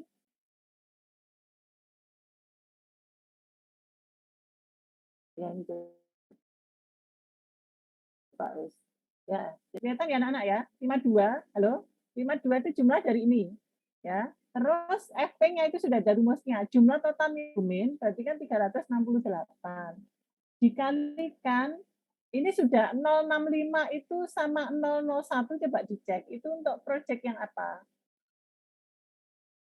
Oh, ini sorry, ini sudah rumus ya. Diambil saja. Ini sudah rumus. Ini angka ini sudah rumus, given, angka ini sudah given. Tinggal Anda masukkan 368 tadi sama angka 52 ini. Ya, ini ke sini. Tadi kan 368, terus ketemu 52 cost driver-nya. Sudah tinggal dimasukkan ke sini. Jumlah total nilai domain, tadi ada 14 cost driver ya. Itu tadi ya, yang sudah dikalkulasi dengan contohnya analogi, itu berarti kan 368. Nah, rumus bakunya kan ini. Ya sudah tinggal dimasukkan 368 yang sudah dihitung sebelumnya kali dalam kurung 065 ditambah 001 kali tadi jumlah cost driver bobot kepentingan tadi 52 ketemu jumlah function point-nya adalah 430,56. Sampai sini dulu jelas? Nggak ada yang bertanya jelas. Terus sudah selesai Bu? Ya belum lah, kan belum nemu belum nemu man atau bulan durasi, belum menemukan berapa staf yang dibutuhkan untuk proyek ini. Ini dilanjut. Tahap ketiga menghitung size-nya. Diminta bahwa Anda menggunakan bahasa pemrograman yang berorientasi objek. Diketahui bahwa LOC per function point-nya adalah 30. Berarti total LOC berapa? 430,56 kali 30 kan? Jumlah line of code-nya kan berarti ya. Nah 30 dari mana Bu? Ya dari ini tadi loh, nggak usah ngarang sendiri. Dari sini loh. Nanti soalnya menyatakan itu. Masuk yang mana? Oh pakai Pascal ya sudah berarti function point itu line of code-nya 90 line of code. Itu anak-anak ya. Nah, nggak ono sing tanya, mbok nek keluar ngerti. Sudah, berarti mengubah setelah dikalikan dari LOC itu menjadi KLOC.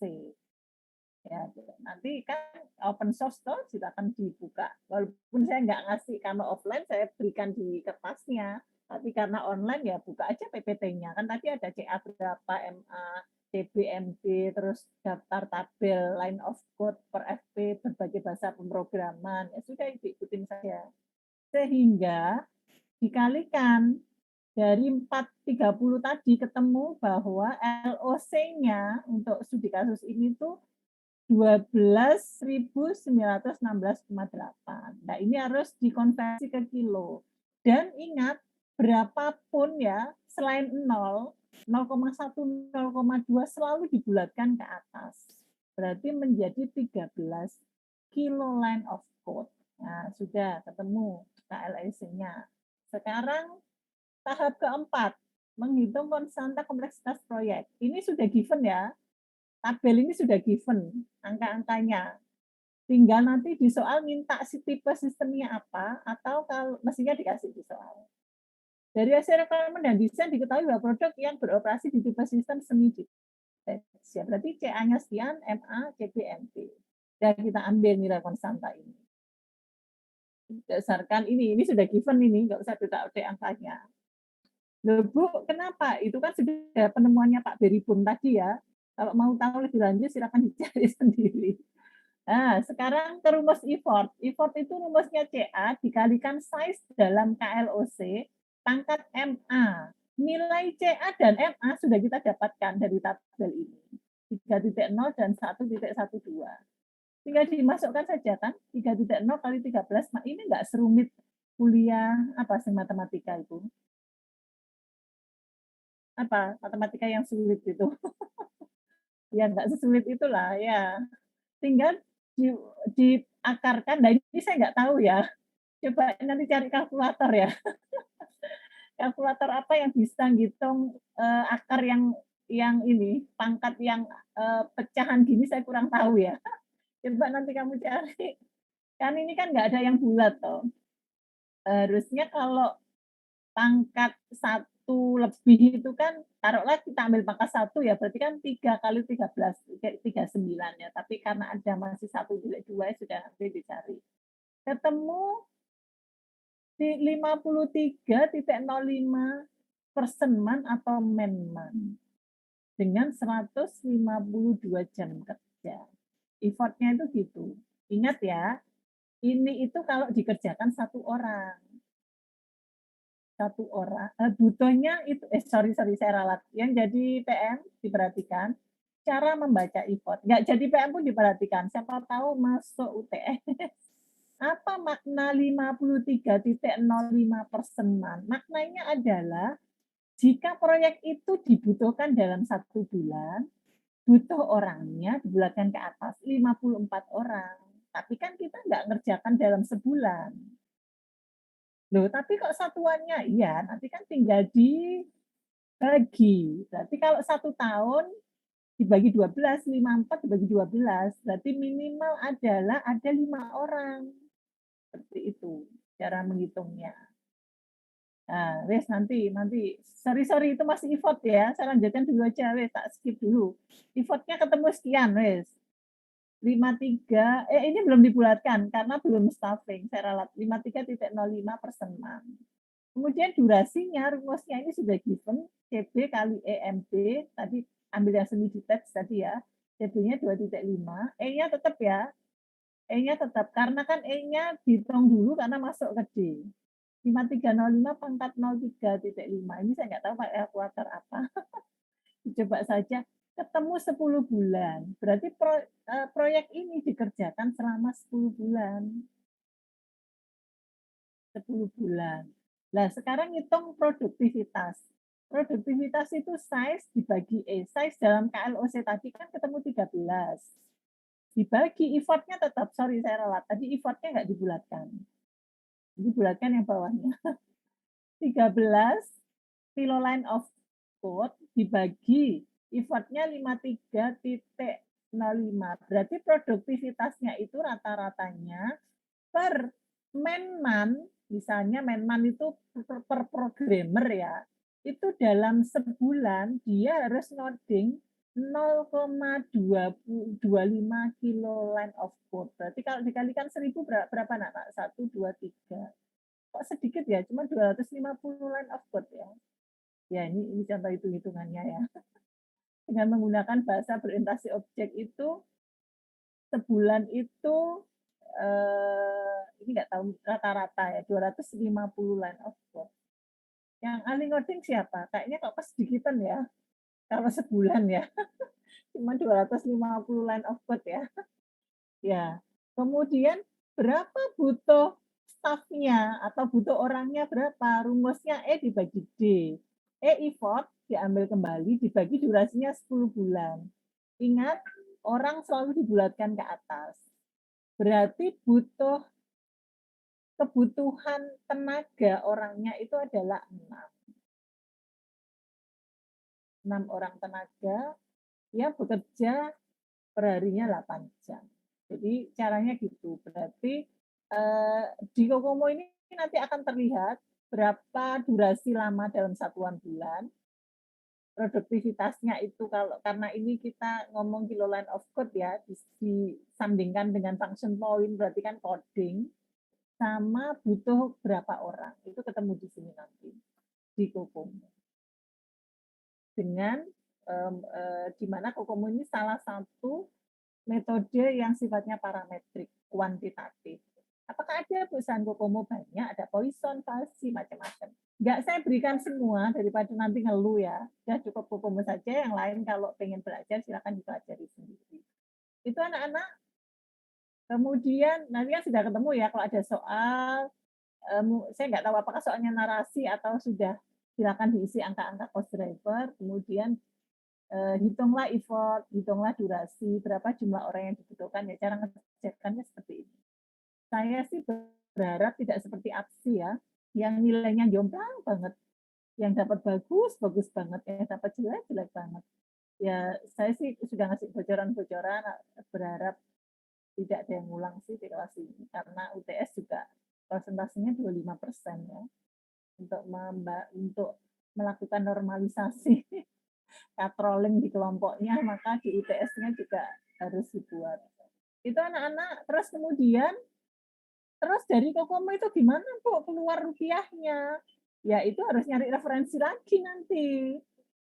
Terkait digabungkan lagi dengan teori-teori, dengan PowerPoint saya sebelumnya. Misalnya, staffing-nya 6, dengan kompetensi ini gajinya berapa, itu kan dihitung lagi. Pakai tadi. Pakai yang angka-angka di tabel tadi itu. Berarti kan dia digaji 10 bulan. 6 orang ini kan digaji 10 bulan, ya tinggal dicari. Ya standar di internet ya. Ya, atau per function point ini berapa? Itu ada misalnya kalau di perhitungan biaya dari use case itu ya.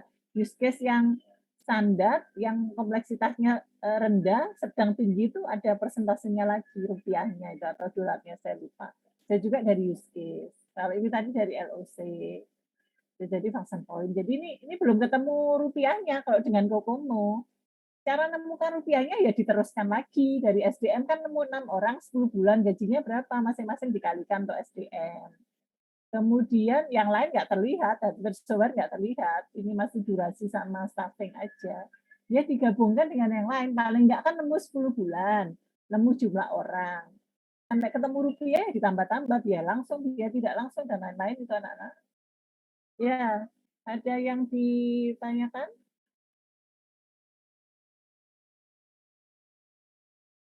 Jadi di Kokomo tadi untuk melihat effort, durasi, lama waktu proyek, sama jumlah staf yang dibutuhkan, sementara rupiahnya digabungkan dengan activity based costing, dengan model bottom up tadi, dengan analogi, yang di penjelasan saya tadi ada berapa tadi? 9 metode untuk melakukan estimasi. Itu Saya nggak tahu ini karena di off ya, wajah-wajahnya bingung atau enggak, silakan nanti dibaca lagi. Sekarang yang paling penting adalah saya absen dulu ya, selain 07 sama 11, PM2-nya B01, ayo bunyi namanya di absen. Ya Bu, Rosa Malia Bu. Ya, PM2-nya B02. Halo? Ya, tak lewati wes. B02 nggak hadir berarti PM-nya.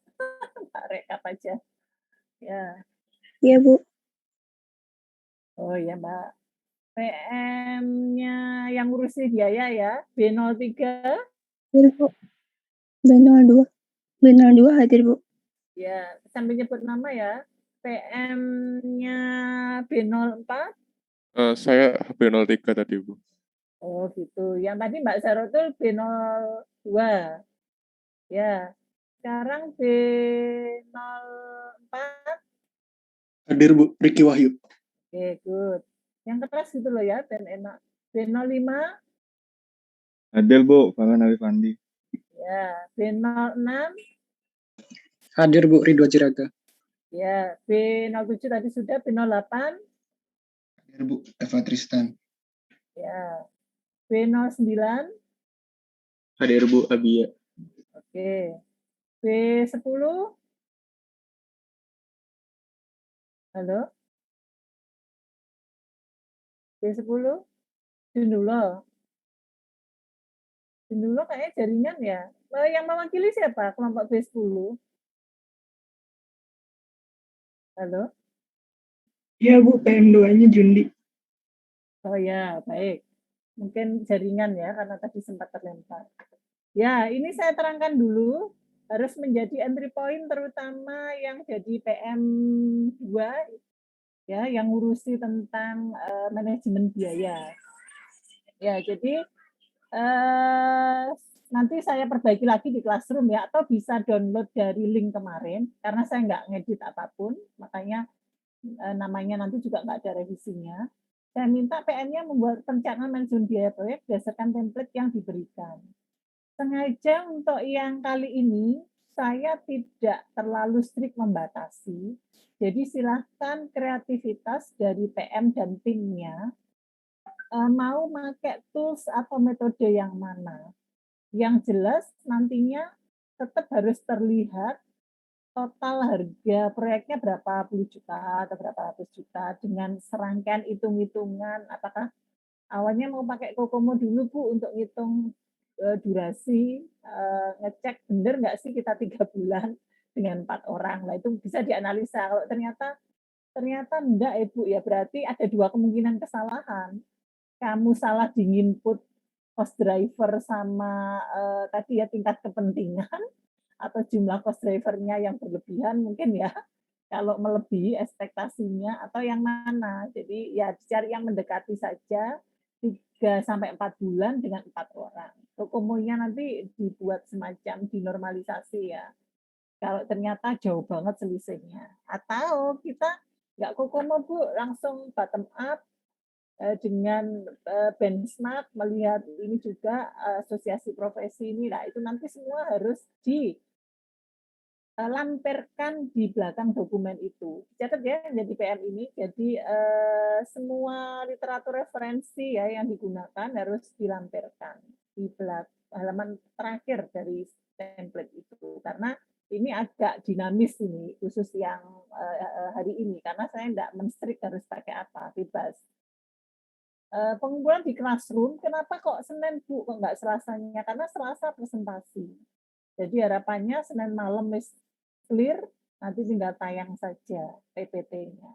Dengan format nama, dokumen manajemen biaya, kode kelompok, dan NRPPM-nya. Ingat ya, ini itu jadi nilai yang bersangkutan, sekaligus juga jadi nilai kelompok untuk dokumen ini. Jadi selalu ada 2 nilai. Jadi artinya, maksudnya gimana Bu? Memang tanggung jawabnya di NRP itu, tapi anggota lain pun ya tidak menutup kemungkinan membantu, karena juga dia jadi nilai kelompok. Sementara untuk progres SJLC-nya, Coba dicek lagi dengan timeline sambil nanti saya ngecek minggu depan, apakah sudah ada paralisasi, desainer sudah masuk belum di minggu ini? Di akhir bulan ini apakah desainer sudah ada kerjaan? Ya berarti yang jadi desainer itu sudah melakukan kerjaannya dan mendokumentasi. Apakah harus DPPL? Tidak. Anda bisa pakai template lain atau bahkan bikin sendiri yang jelas harus bisa terrecord apa yang Anda kerjakan. Kalau dari aksi ya ambil aja DPPL-nya, nggak masalah ya, tinggal diedit-edit disesuaikan. Kemudian agenda ini penting untuk semuanya, minggu ke-6, ke-7, dan ETS. Minggu ke-6 nggak ada materi, presentasi per kelompok sekitar 15 menit, nanti saya minta tolong asisten atau koor kelas untuk bikin link jadwalnya. Sorry, ini maksudnya ada 11 kelompok ya, ini kemarin hitung 2 kelas. Berarti total saya bulatkan 3 jaman lah, karena kan biasanya ada molornya dan sebagainya ya. Saya minta ada yang ngisi slot ya, di jam 9.30 sampai jam 10. Dengan harapan kan nggak semua kelas pagi selesainya jam 10 kan. Atau ada yang nggak ada kuliah. Coba saya tanya, ada yang nggak ada kelas kah sebelum ini? Nggak semua ada kelas kan? Gimana RG? Atau semua ada kelas? Halo? Kemarin sudah saya tanya, tapi yang jawab baru 1 kelompok. Ya udah enggak apa-apa, nanti kita lihat saja di slotnya. Karena kan slotnya dibatasi. Nanti nggak dapat apa-apa ya itu. Oke. Kenapa saya buat lebih awal? Karena pengalaman kelas APSI dan MPPL tahun lalu itu kan ini kan dipatok 15. Realnya itu kadang lebih.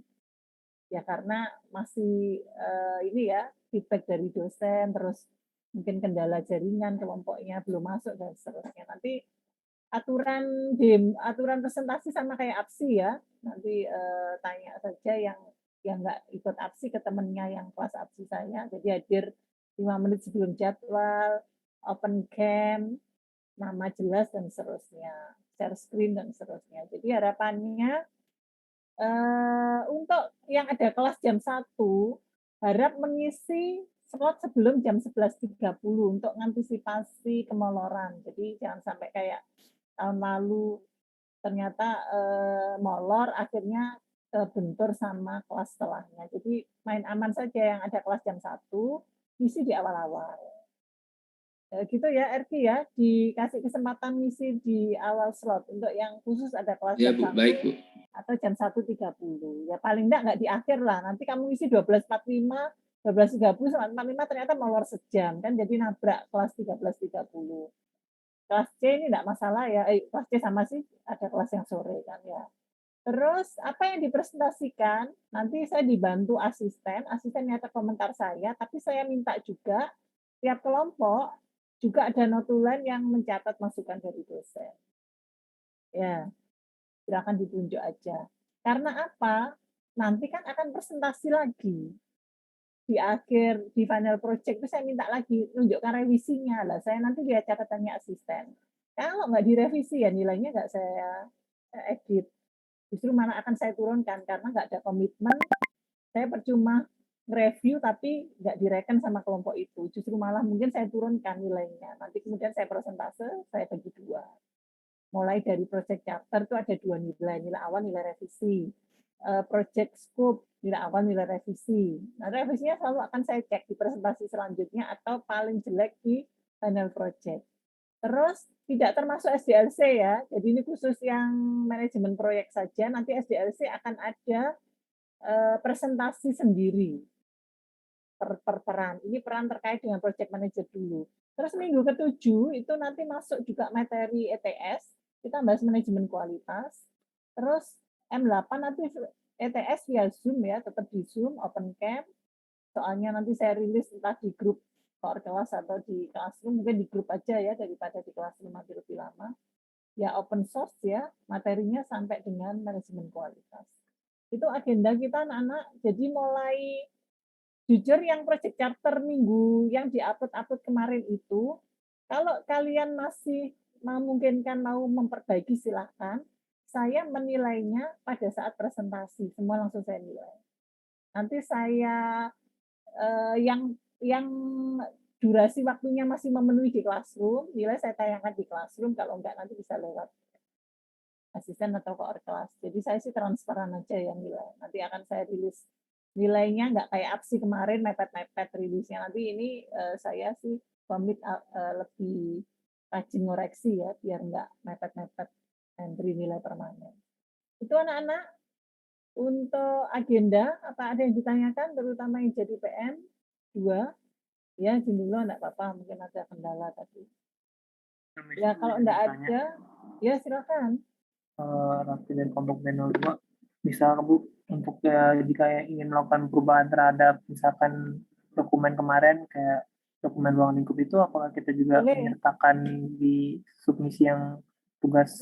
Enggak perlu. Jadi nanti gini aja, sementara minggu depan itu yang dipresentasikan yang versi akhir saja. Saya menilainya langsung di situ. Lah nanti mungkin pas di final project itu semua dokumen revisi diupload kembali.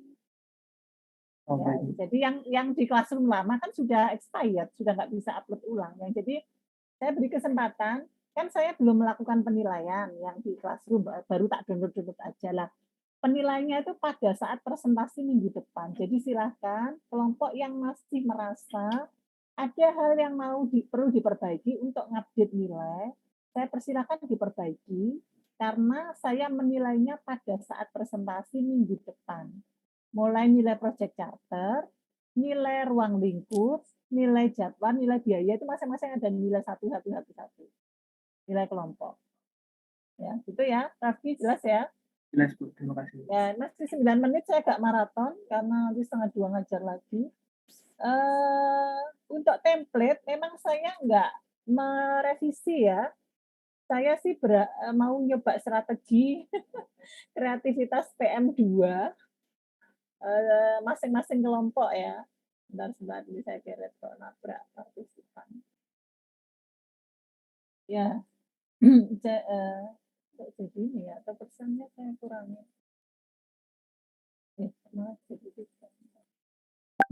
Ya, terlihat ya anak-anak ya. Halo? Ya, terutama yang jadi PM2 ya, karena yang bertanggung jawab ya, lebih diperhatikan yang saya absen tadi itu. Kan PM1 walaupun sudah selesai pun ya masih bisa bantu, karena kan ada sambungannya. Misalnya PM1 nge-review kembali WBS, Bu.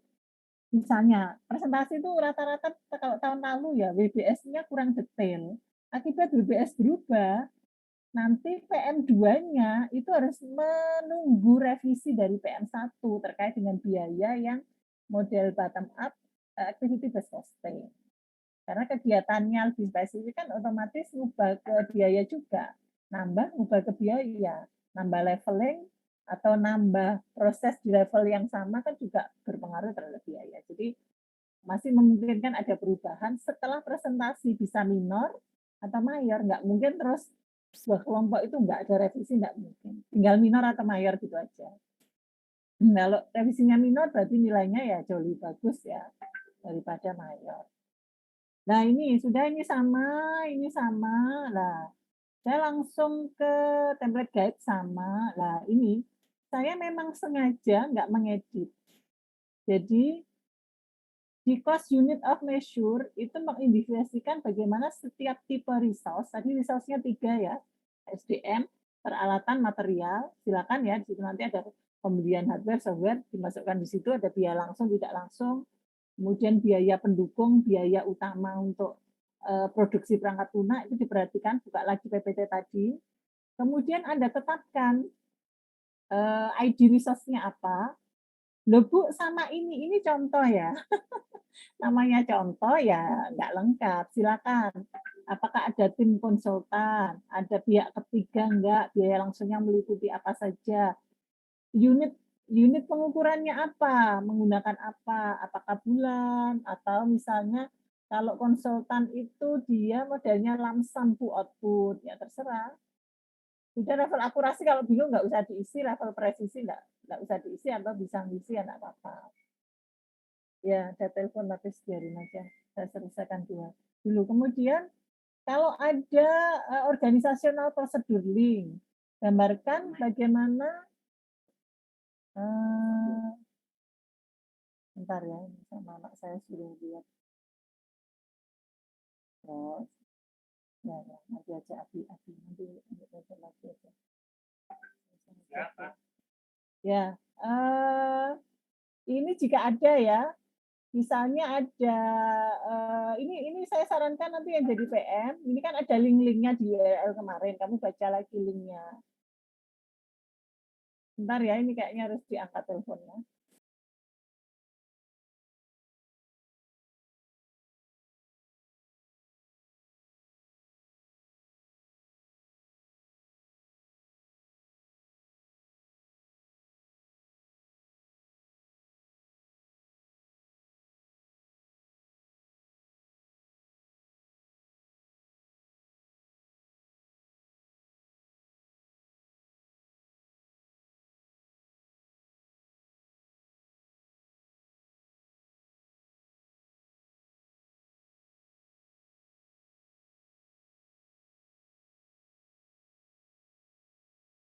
Ya, mohon maaf ya, kok minggu ini banyak gangguan.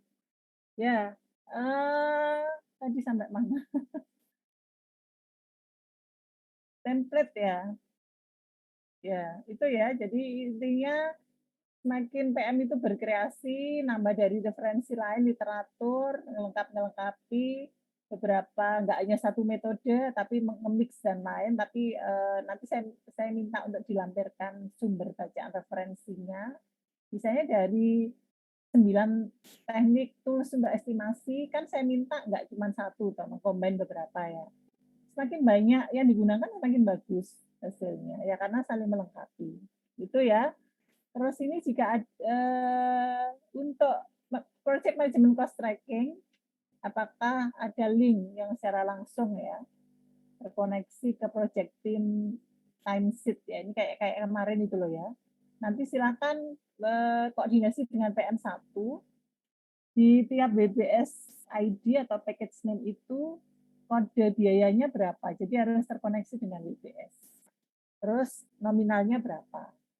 Kemudian project cost tolerance ini kayak tadi ya. Tadi toleransinya mau berapa. Tadi ada contohnya yang tadi apa? Estimasi ada 3 tadi loh, saya kok lupa ya. Yang 3 sampai 5 tahun sebelum, 1 sampai 2, terus sebelum dan berlangsung proyek itu tadi kan kayak gitu ya, ada estimasi. Ada estimasinya silakan dibuat sendiri, tapi saran saya cari referensi, jadi nggak ngarang, nggak ngawur.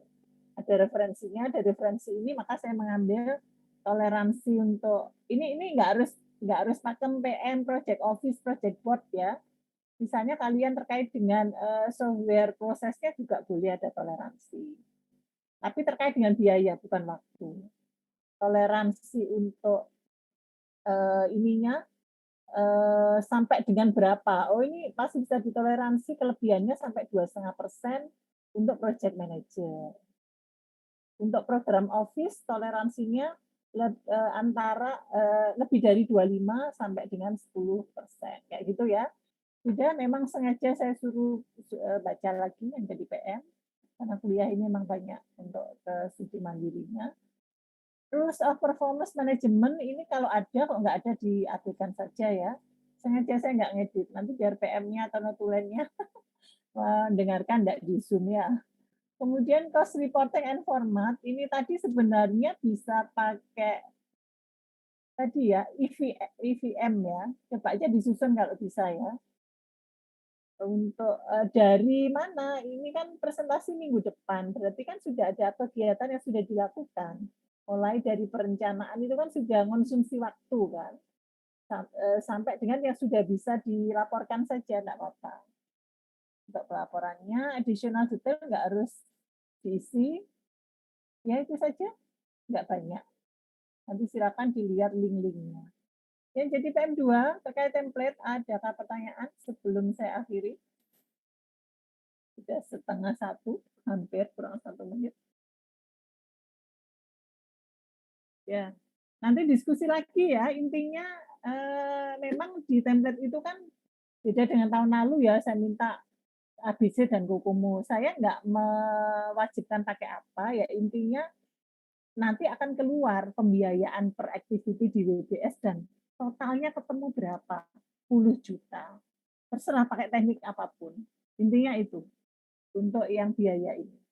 Lebih semakin banyak teknik yang digunakan dan saling melengkapi, itu akan jauh lebih baik daripada hanya satu teknik saja. Cluenya itu saja. Ya kan? Halo? Yang jadi PM2? Ya, kalau nggak ada ini saya sampling ya, selain tadi yang jadi PM dan RK dan Abia karena buka video, saya sampling yang Mbak Vira Fania, sampling absensi. Kalau saya panggil nggak ada, saya buat tidak hadir nanti. Hadir, oke. Lain kali minimal foto ya Mbak, walaupun aku ingat wajahmu. Oh iya. Ya Dido Fayet. Iya, Bu. Ya, ini sampling saja saya. Minimal foto itu dan ingat mukanya gitu loh, sudahlah. Online, nggak lihat di kelas. Fotonya nggak pernah tayang. Barangkali ketemu di mana. Maaf, Bu. Mana tadi? Samuel, Malau. Ada 5 orang samplingnya, 5 orang. Tadi sudah 2. Samuel Malau, suaranya? Iya. Ya, oke. Memastikan bahwa Oh. ada di dekat perangkatnya, sekalipun semua di-mute. Kemudian ini Putu sudah pernah saya panggil, yang belum dipanggil, Fadil sudah pernah. Jagat. Oke. Tadi sudah berapa? 4 ya, sayang. Satu lagi, DK Julian. Hadir, Bu, hadir. Ya oke lah, saya nggak mungkin ngabseni satu-satu lagi karena sudah nggak minggu pertama.